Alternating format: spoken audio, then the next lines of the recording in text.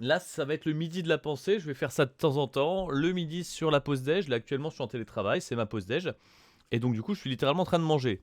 Il va y avoir des périodes où vous me verrez en train de bouffer. Étant donné que ça a quand même pour objectif de parler à des interlocuteurs, enfin de proposer à des personnes de m'écouter et éventuellement de me répondre plus tard. Je vais pas leur faire l'affront de parler en même temps que je mange, donc je vais essayer de faire en sorte d'avoir des moments où je parle, des moments où je prends une pause et je mange. Mais l'idée de base, c'est que si vous me suivez en live, vous pouvez donc manger en même temps que moi et on est en train de déjeuner ensemble. C'est un peu le concept de cette émission. Et l'idée, c'est vraiment de discuter de choses plus ou moins fâcheuses, dans un état d'esprit, ouverture d'esprit, sachant que souvent, très souvent, je serais plutôt du genre à ne donner raison à personne et montrer que tout le monde est un peu dans le faux.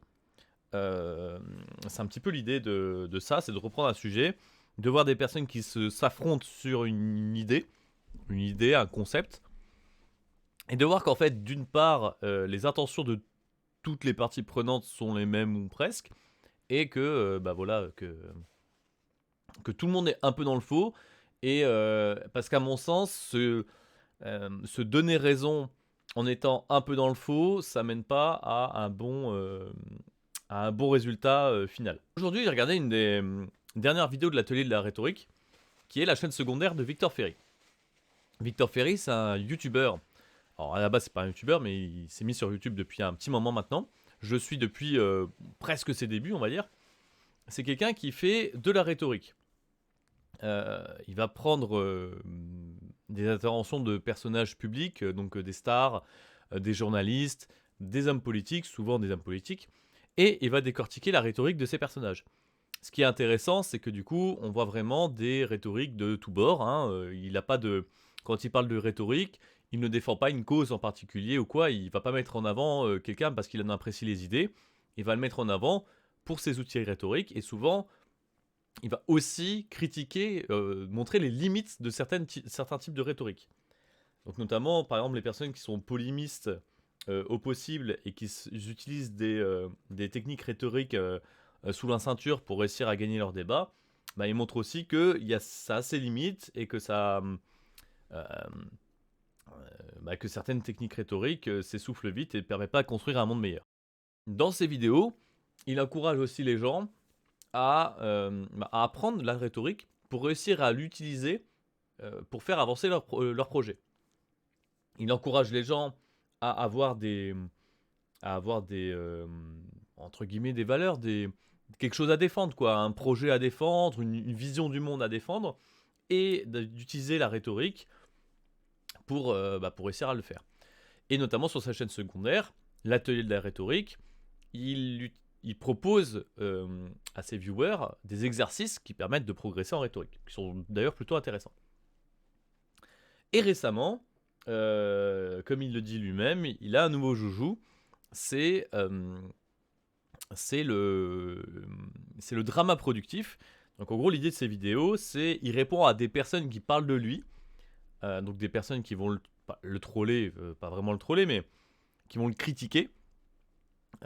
Et en gros, il utilise l'argent généré par ces vidéos pour d'une part investir dans faire des dons à des causes qu'il faut avancer l'humanité, quoi. Et d'autre part, à investir l'autre partie de l'argent dans des fonds d'investissement qui vont lui permettre à terme d'atteindre une indépendance financière par la finance. Et là où le mot drama avait du sens au tout début de cette série, très très vite, on sent quand même la volonté de cet homme à vouloir avoir des échanges intéressants et constructifs, parce qu'il va très vite se diriger vers un échange cordial quand la personne lui répond, et, euh, et au final, il y a une personne qui notamment a répondu à ses réponses, etc. Ils se sont fait un ping-pong de vidéos, puis ils ont fini par faire un live ensemble et discuter ensemble. J'en ai vu un bout, d'ailleurs je l'ai pas trop apprécié ce live. J'ai pas trouvé l'échange, en tout cas, j'ai trouvé laborieux. J'ai trouvé l'échange assez laborieux, mais c'est quand même cool de voir ça. Mais en tout cas, le côté drama est pas vraiment là. C'est-à-dire qu'en gros, c'est pas des personnes en train de se clasher. Il n'y a pas de drama. Ils discutent de façon très cordiale. Et il n'y a pas. En fait, il désamorce le manque de respect très vite, donc du coup, forcément, vu que l'autre, du coup, est aussi, on va dire, n'est pas non plus un connard, il voit bien qu'on est en train de lui répondre cordialement, il va essayer d'y répondre aussi, quoi. Donc, donc il y a pas... Salut Tritri, hein. Et salut justement, je t'ai pas dit salut, mais coucou. Et donc voilà. Donc là, bon, j'ai fait une longue introduction, mais voilà. Et donc du coup, cette série-là s'est vite transformée en comment est-ce que Victor défend sa vision du monde. Parce qu'au final, c'est un interlocuteur de gauche notamment qui lui a tenu le change pendant quelques semaines là. Moi, je sais plus quand est-ce que ça a commencé, mais ça fait un moment que ça a commencé. Et, et qui a alimenté ce fameux drama productif. Et ouais, donc du coup, il a eu des interlocuteurs de gauche qui défendent une vision assez classique de la gauche bien gauche que l'on connaît, c'est-à-dire qu'il y a les exploitants, les exploités, les grands patrons qui exploitent les exploités, etc. Avec un ensemble de constructions qui auto-valide la construction qu'il y ait des exploitants et des exploités. C'est-à-dire qu'en gros, les exploitants, ils ont les moyens de production, donc du coup, l'exploité, il peut pas travailler pour lui dans son coin. Et puis, ils ont l'argent pour investir, alors que bah, toi, quand t'es pauvre, bah, tu peux pas, donc t'es obligé de bosser pour quelqu'un. Et vu que tu crées une richesse, mais que t'es pas payé à la hauteur de cette richesse que tu crées, et ben l'exploitant, il s'en met plein les fouilles, alors que toi, tu galères à vivre, voilà. Bon, je caricature un peu le discours, hein, mais c'est un peu ça. Et en face, t'as Victor Ferry qui, lui, a plutôt un discours euh, plutôt méritocratique. En tout cas, il défend cet aspect-là dans le sens où il n'accepte pas que les personnes en face de lui euh, se débarrassent du mérite de chacun d'arriver là où il est. Des frites au caviar, c'est glamour. Non, les frites au caviar, c'est pas glamour. En tout cas, tu peux manger n'importe quoi d'ultra raffiné. Si tu en prends comme ça avec les mains et que tu le fous dans ta bouche comme un gros dégueulasse, ça sera de toute façon pas glamour. En face de lui, Victor Ferry, il a des gens qui disent qu'en fait, lorsque tu réussis dans la vie, t'as beaucoup de chance. Il t'arrive énormément de chance. Et que l'argent que tu gagnes devrait être redistribué équitablement à toutes les personnes qui ont contribué à ton succès. Et en prenant l'exemple de Jeff Bezos et de Amazon, qu'Amazon a utilisé toutes les infrastructures qui existaient, donc Internet, transport de marchandises, etc., pour arriver là où il en est aujourd'hui. Et donc du coup que toutes les personnes qui ont contribué à ce système devraient toucher une partie de ça. Et donc la richesse de Jeff Bezos devrait être beaucoup plus redistribuée à des personnes moins fortunées. Et que c'est une honte que Jeff Bezos soit aussi riche. Salut la flamboyure, la chance n'existe pas. Et ben, en fait, moi je suis pas d'accord avec ça. La chance existe bel et bien. Mais pour moi, en fait, je pense que déjà, en fait, il manque une corde à l'argumentaire de Victor Ferry au sujet du mérite. C'est que c'est évident qu'il y a de la chance qui va opérer lorsque vous faites des choses. Quand vous lancez un produit, il peut vous arriver des coups de pas de bol qu'il faut que le produit ne va pas marcher, ou alors juste la réussite de vente de ce produit va être dépendante de certains facteurs de chance. Déjà, il faut comprendre ce qu'est la chance. La chance, c'est une construction de l'esprit humain c'est un nom que l'esprit humain donne aux conséquences d'un certain nombre d'événements qu'il ne maîtrise pas. Par exemple, si je vous demande quelle est la chance qu'avec votre dé vous fassiez le score 15, vous allez peut-être partir du principe que je vous demande un dé 20, mais vous ne le savez pas à l'avance. Si vous ne savez pas combien de faces a le dé, le résultat, c'est que de la chance, mais à 100%, parce que vous ne maîtrisez pas les tenants et aboutissants de l'opération. Si je vous demande quelles sont les chances que votre dé fasse 15, mais que je vous donne un dé à 6 faces, bien évidemment, les chances sont de 0. Alors que si je vous donne un dé 20, vous savez que vous avez une chance sur 20. Si je vous donne un dé 100, vous avez une chance sur 100. Donc, la chance, c'est ça. Et bien évidemment, lorsqu'on lance un projet, lorsqu'on fait avancer une cause ou quoi que ce soit, notre succès va dépendre d'événements d'un ensemble de causes et conséquences, dont certaines on les maîtrise, d'autres on les maîtrise pas. Et notamment, parmi les arguments qui sont avancés, c'est la position géographique, par exemple, le pays dans lequel on est né. Bien entendu, gagner un prix de littérature française quand t'es né au Mexique est assez faible, parce que à moins de faire des études de français et déjà de t'y intéresser, bah, tu vas pas devenir un grand écrivain français. Euh, Être né en France augmente tes chances d'être un grand écrivain français, ce qui est relativement logique. Cependant, quand tu es né en France, tu as moins de chances d'être un grand écrivain mexicain. Donc au final, les choses se recoupent. Alors je sais que je digresse et que je dis beaucoup d'absurdités, mais c'est aussi pour montrer que la notion de chance dans le succès, elle n'est pas si évidente que ça à utiliser comme argument, parce qu'on peut facilement mettre beaucoup d'absurdité dans ces notions de chance. Et déjà, le fait de ne pas avoir joué cette carte-là, je trouve ça dommage. Euh, Parce qu'en fait, pour moi, c'est un axe qui est intéressant à utiliser. Bon, il y a déjà ce côté-là qui est que l'argument de la chance dans le succès des gens, d'une personne, et le fait qu'elle mérite l'argent qu'elle gagne, est un argument déjà qui, pour moi, est ultra casse-gueule, parce qu'on peut le tourner dans tous les sens et en faire ce qu'on veut.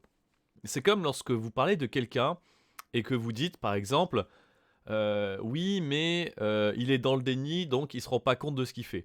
À partir du moment où on considère que ce genre d'argument, qui est autoréalisateur et qui invalide tous les arguments en face, c'est un peu compliqué. Enfin voilà, on peut vraiment tout tourner n'importe comment. La chance, c'est vraiment un outil, faut l'utiliser avec parcimonie. On peut justifier beaucoup de choses par la chance, mais souvent, d'autres facteurs enfin, on n'a pas la main sur la chance, mais on a la main sur beaucoup d'autres choses autour. Et la chance n'est pas le seul facteur qui fait qu'on réussit. La chance en est un. Je pense que ce qui a manqué euh, sur la dernière vidéo de Victor Ferry de réponses à ces trolls, entre guillemets, donc là c'est pas vraiment ces trolls, mais c'est plutôt les réponses des gens qui sont très orientés à gauche, c'est que en fait, on utilise souvent le biais du survivant pour dire oui, mais cette personne-là, si elle vous explique son parcours et sa réussite, c'est un biais du survivant parce que combien de personnes ont fait comme lui et n'ont pas réussi à son niveau. Déjà, pour moi, il y a deux choses. Premièrement, euh, en fait, lorsqu'on agit pour sa réussite, on augmente ses chances de réussite. On n'a pas la garantie de réussir. Cependant, si on parle de chance, on parle de statistiques, et donc du coup, on parle en quelque sorte de lancer de dés. Si vous lancez un D6, quelles sont vos chances de faire 6 ? Bah, 1 sur 6. Donc c'est vrai que vous avez 5 chances sur 6 de ne pas réussir. Vous aurez lancé le dé pareil que le voisin, mais vous n'aurez pas eu le même résultat. C'est injuste. Ok. Sauf que la vie, c'est pas un lancer de dés, c'est plein de lancers de dés successifs. Et si jamais, après le premier lancer de dés, vous arrêtez de lancer un dé, vous n'aurez eu qu'une chance, une fois la chance d'obtenir un 6. Sauf que la vie, c'est pas comme ça. La vie, c'est successivement lancer des dés jusqu'à obtenir un 6. Et si vous lancez plein de dés, si vous lancez 100 dés, quelles sont vos chances d'obtenir un 6 ? Elles sont quasiment de 100%. Pour moi, il y a beaucoup de gens, et là où je rejoins Victor Ferry, c'est qu'avoir un discours où tout est la faute du système, c'est pas un discours qui tire les gens vers le haut. Ça, je suis d'accord avec lui. Un discours qui encourage les gens à se dire si je suis pauvre, si je ne réussis pas dans la vie, parce que la richesse fait pas la réussite et inversement, hein, si je ne réussis pas dans la vie, d'ailleurs je vais venir à ce point plus tard, si je ne réussis pas dans la vie, c'est parce que le système m'empêche de réussir dans la vie. Le système joue contre moi, je suis dans une vie où je ne peux pas réussir. Et, euh, et en fait, pour moi, je suis d'accord avec Victor Ferry sur ce point. Avoir un discours qui encourage les gens à penser comme ça, c'est pas leur rendre service, parce qu'il faut qu'ils lancent le dé plein de fois pour obtenir un 6. Faut pas leur dire arrêtez de lancer un dé, les gars. Hein. Celui qui l'a lancé une fois, qui a eu un 6, il l'a lancé qu'une fois. Vous êtes pauvre en attendant. Non, c'est pas comme ça que ça marche. Faut lancer le dé plein de fois. Faut lancer le dé. Et puis, faut aussi apprendre à lancer le bon dé.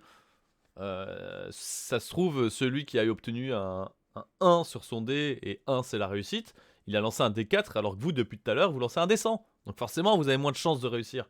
Parce que vous maîtrisez moins le sujet et vous lancez le mauvais dé. Mais même en lançant le mauvais dé un million de fois, vous avez quasiment toutes vos chances d'obtenir au moins une fois un 1, et donc du coup de connaître le succès. Donc à ce niveau-là, je suis d'accord avec lui. Moi, c'est plus dans la façon dont il répond euh, au sujet. C'est-à-dire qu'en gros, il y a en effet des personnes, ils ont juste pas de chance du tout. Euh, Quelqu'un qui veut devenir performant en sport, qui tente plein de sports, qui lance plein de dés et qui d'un coup se fait couper les jambes et les bras, il a pas de chance. Et puis mettre toutes ses chances de son côté lorsqu'on a plus de bras, plus de jambes, c'est plus compliqué quoi. Et tu peux pas tricher quoi. Quelqu'un, par exemple, qui fait un métier qui est mal payé aujourd'hui, il peut aller faire une formation de développeur et gagner mieux sa vie. Si c'est ce qu'il cherche et puis ensuite passer encore à l'étape du dessus en trouvant un truc qui paye encore mieux que développeur, en montant les échelons, etc. Enfin d'une façon ou d'une autre, quoi, ou en investissant son argent en bourse ou j'en sais rien. Mais il a des options. Mais si t'as pas de bras, tu fais comment pour devenir développeur? Voilà, donc il y a aussi un facteur de chance qui fait que tu peux pas dire, ouais, tu peux pas dire de façon absolue que c'est la chance et le système euh, jouent pas contre toi. Voilà, quelqu'un qui a un handicap qui l'empêche de pouvoir jouer la méta, qui l'empêche de pouvoir avancer d'une façon relativement conventionnelle. Bien sûr, qu'en se donnant à fond et en étant intelligent dans ses choix, il peut réussir à s'en sortir et à devenir riche et célèbre ou je ne sais quoi. N'empêche que, euh, il aura besoin de déployer beaucoup plus d'efforts, il aura besoin d'être beaucoup plus intelligent et il aura besoin de beaucoup plus de chances ou de lancer de dés avant de réussir à avancer. Donc là, c'est un exemple très extrême, mais globalement, on est tous sur un spectre qui fait qu'on va plus ou moins avoir besoin de lancer de dés, qu'on va plus ou moins avoir besoin d'intelligence pour réussir, etc. Ça, c'est une vérité aussi. Et je pense que c'est la nuance qui manque au discours de Victor Ferry face aux personnes qui sont en face de lui. C'est que il manque. euh, En fait, c'est des discours qui sont très généraux et il manque la considération ponctuelle. Salut, mieux le dieu. Ça va Laura? La pêche? Je pense qu'il manque une considération individuelle de chaque cas de figure qui existe dans le monde. Et bien évidemment que dans n'importe quelle situation, tu vois qu'il y a des conseils à donner à la personne pour qu'elle réussisse à monter sur l'échelle sociale, entre guillemets, qu'elle réussisse à devenir une meilleure personne, à avancer dans la vie, à devenir plus riche, plus intelligente, plus machin, enfin voilà. Il y a toujours des conseils à donner. N'empêche que c'est compliqué pour quelqu'un qui a une tête bien faite, deux bras, deux jambes, de donner des conseils à quelqu'un qui, par exemple, n'a plus de jambes. Voilà, ça reste très compliqué. Tu vis pas ce que vit la personne et même si il est toujours possible de s'en sortir d'une façon ou d'une autre, chaud, chaud. À titre de pure image, pas du tout sérieuse, mais voilà, dans Heroes, le père de Peter Petrelli, la fameuse série qui a marché de ouf en 2007 et qui a vite perdu en popularité, il faudra attendre la saison 3 avant de voir le père de Peter Petrelli débarquer. Il était passé pour mort. Il a des super pouvoirs et il ne réussit à sortir de son lit d'hôpital qu'après 2 saisons et demie de Heroes. Donc il s'est passé beaucoup de temps même pour un mec avec des super pouvoirs pour sortir d'une situation très handicapante et il a eu quand même un certain degré de chance pour réussir à s'en sortir quoi. J'aurais besoin de déconnecter quelques jours du japonais parce que j'en peux plus. Mais sinon ça va et toi de ton côté télétravail j'imagine. Ouais, télétravail. Petite pause bouffe. Instant philo. Donc voilà, pour moi, Victor Ferry, ce qui manque surtout dans son argumentaire, c'est une considération individuelle de chaque cas de figure, en disant à un moment dans le discours, je comprends que tu aies ce discours-là, parce qu'il y a des personnes qui, en effet, ne peuvent presque rien à leur situation. Il en existe. Et nier ça ou le mettre à la trappe, pour moi, c'est une grosse erreur face à quelqu'un qui est aussi dans l'idéalisation. Parce qu'en fait, tu peux pas répondre à un idéaliste, euh, ex- euh, un idéaliste qui est loin de la réalité du terrain, avec un discours qui, lui, ne va pas justement chercher considérer les cas particuliers. En fait, c'est un peu dur de considérer qu'on est dans le vrai et que l'autre est dans le faux quand on est face à quelqu'un qui est dans le monde des idées uniquement, et que nous aussi on reste dans le monde des idées. Et, un discours qui est réaliste, qui prend en compte le monde concret, le monde réel dans lequel on vit, est obligé d'accepter, et du coup est obligé d'assumer dans son langage, je trouve en tout cas, euh, les exceptions, les erreurs de son propre système. Ceci dit, ça ne veut pas dire qu'on a faux. Dire qu'il y a des personnes qui ne peuvent rien à leur situation, dans des cas très particuliers, très graves, et que du coup ils n'ont pas de chance en effet, et que du coup il y a des personnes qui deviennent multimilliardaires et qui ont pas plus de mérite que lui parce que là où il y en a certains, ils ont fait plein d'efforts pour devenir multimilliardaires, il y en a ils font plein d'efforts pour pouvoir marcher, se déplacer normalement, etc. Donc pour moi, accepter cette chose-là, ça renforce justement le fait que pour quelqu'un de valide et de normalement constitué, il a tous les outils à disposition pour pouvoir grimper sur l'échelle sociale, sur l'échelle sociale, euh, pour pouvoir aller de l'avant, quoi. Je digresse beaucoup, hein, mais c'est un peu le but aussi de ce petit live. On a parlé du fait qu'il n'a pas parlé de ce que j'ai parlé avec le nombre de lancers de dés. Être capable de lancer le bon dé, de voir qu'on ne lance pas le bon dé, qu'il faut lancer un dé avec moins de faces pour avoir plus de chances d'obtenir le bon résultat, qu'il faut lancer le dé plusieurs fois pour espérer arriver sur le résultat que l'on cherche.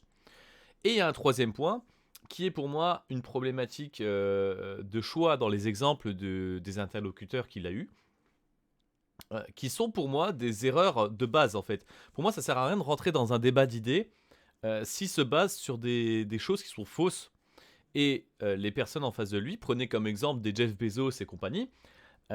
Pour moi, Jeff Bezos, Elon Musk et tout ça, pour moi, c'est des exemples qui valident le besoin de défendre la, la souveraineté du peuple et la souveraineté du peuple dans les décisions politiques de son pays. Le débat était autour de l'argent, de la réussite, mais lorsqu'on parle de quelqu'un comme Jeff Bezos, Elon Musk, des multimilliardaires et tout ça, il y a le pouvoir en fait.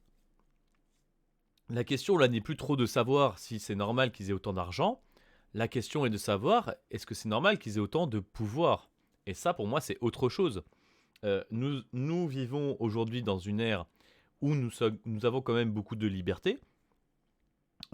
Si on met de côté le débat sur le pass sanitaire et le pass vaccinal qui aujourd'hui redistribue un peu les cartes, ou en tout cas remettre le débat de la liberté sur la table, mais en tout cas on vit dans une époque où on est libre.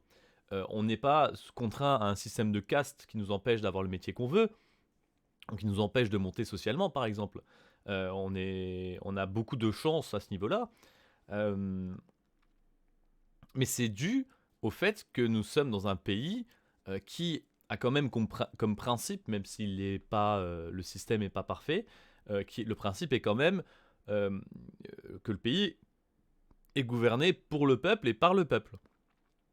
Donc, c'est l'État français démocratique, même si ça se débat, qui est souverain de l'avenir de son pays, qui est souverain des décisions politiques de son pays. À partir du moment où un pays n'est plus souverain de ses propres décisions, à partir du moment où un peuple se sent démuni des décisions politiques, ça part en steak. Et ça se voit aujourd'hui, on est dans une crise politique, je trouve qu'on est dans une crise politique, qui est que les gens qui constituent le peuple français ne se sentent plus écoutés, et donc du coup ne se sentent plus souverains de leur avenir. Et en fait, la position d'un Jeff Bezos, le problème c'est pas l'argent qu'il gagne, parce que si c'était juste l'argent qu'il gagne, et qu'il pouvait juste acheter un home cinéma avec et une belle voiture, mais qu'est-ce qu'on s'en fout en fait de ce qu'il peut s'acheter, tu vois. Ça devient plus compliqué à partir du moment où il peut s'acheter une île, donc un territoire, est empêché d'y accéder. Ça devient plus compliqué quand il a suffisamment d'argent et d'arguments pour faire plier les décisions politiques du pays dans lequel tu vis. Ou alors qu'il peut, d'une certaine façon, faire pression économiquement sur ton pays, ou pousser d'autres pays à comment est-ce qu'on dit, à cancel ton propre pays. Enfin voilà. Les Français ne sont plus français.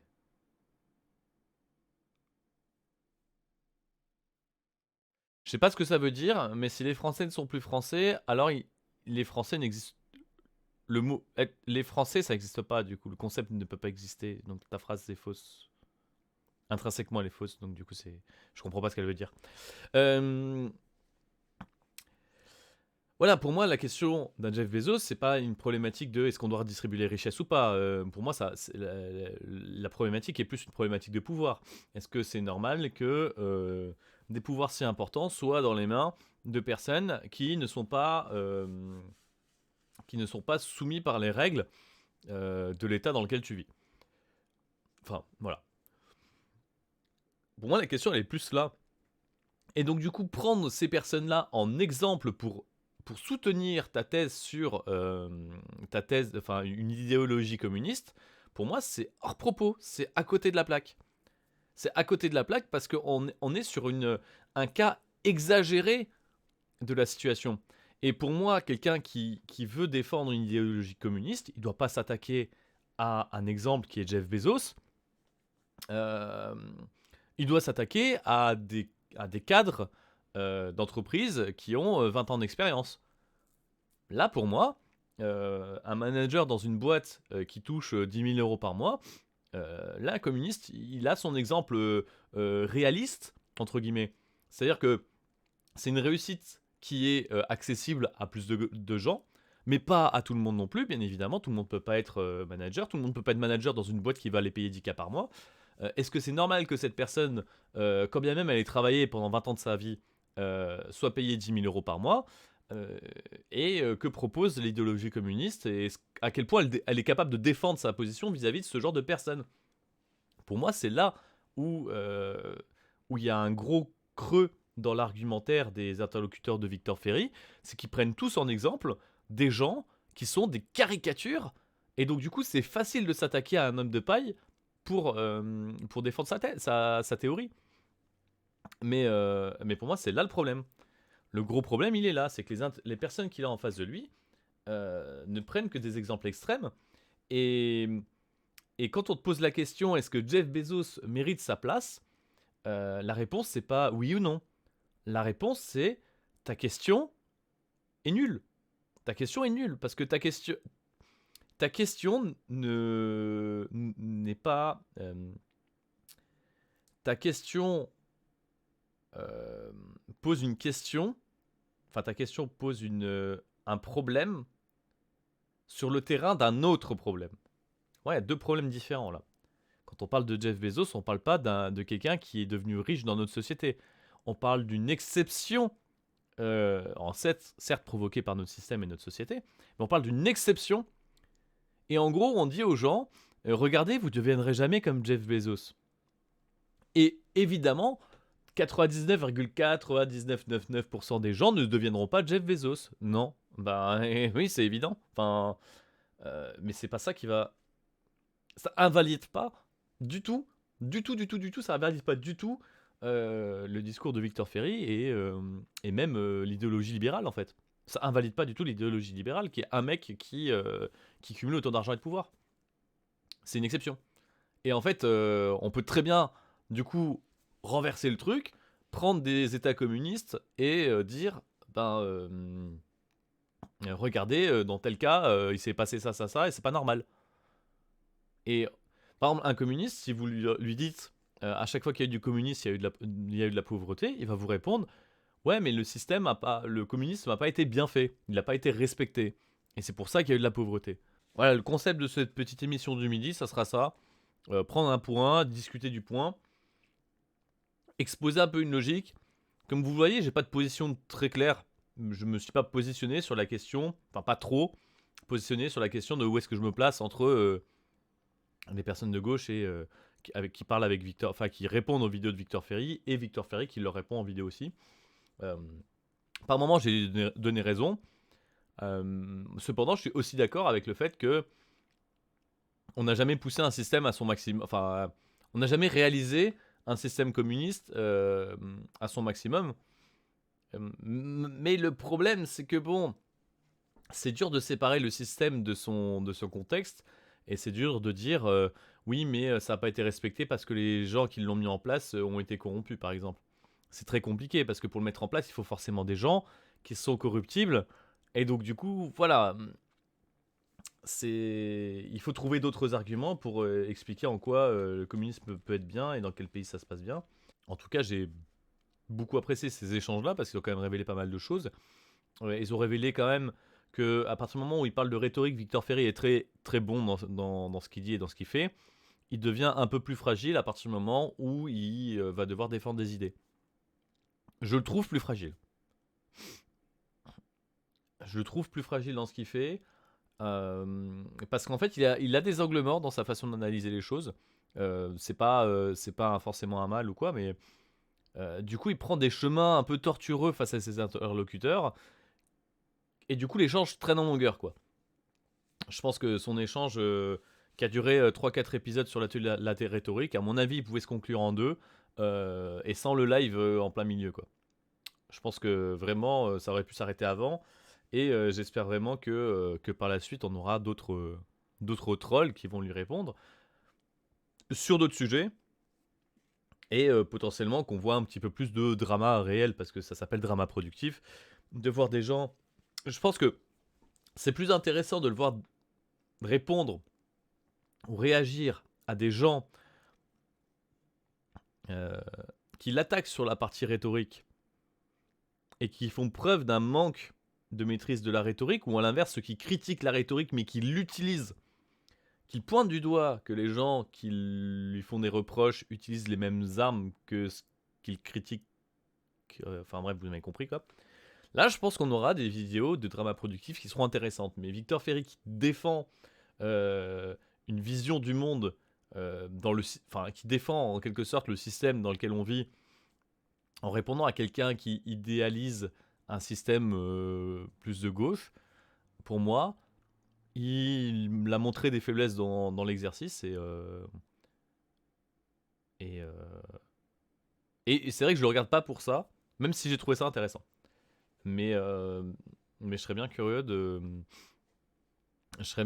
voir si il en a conscience, et si et quelle va être son évolution à ce niveau-là. Je serais bien curieux. En tout cas, n'hésitez pas à le voir. Moi, j'ai coupé le live là. J'espère que ça vous aura plu, ce petit blabla. Et je pense en refaire un du coup jeudi ou vendredi midi. Pareil, hein, le temps de la pause déj. Et on parlera du pass vaccinal, et de toute la sphère. Je vais pas dire complotiste parce que c'est beaucoup plus nuancé que ça. Mais en tout cas, tout le nouveau courant qui est arrivé avec toutes les problématiques de vaccins anti-Covid, et cette idéologie comme quoi il y a beaucoup de moutons et il y a une poignée de personnes qui sont éveillées et qui font attention aux dangers que peut représenter le vaccin anti-Covid, et le fait qu'on nous prive de nos libertés avec le pass vaccinal.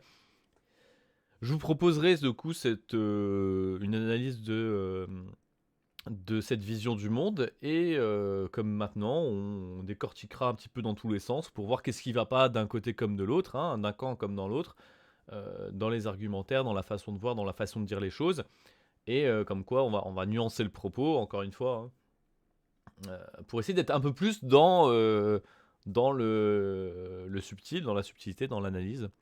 On va essayer d'avoir une analyse plus fine et plus juste. Même si avoir une analyse trop fine et trop juste n'aide pas à faire avancer les choses. Voilà, bonne journée. Et puis à ce soir pour le stream sur Minecraft. Ciao, ciao.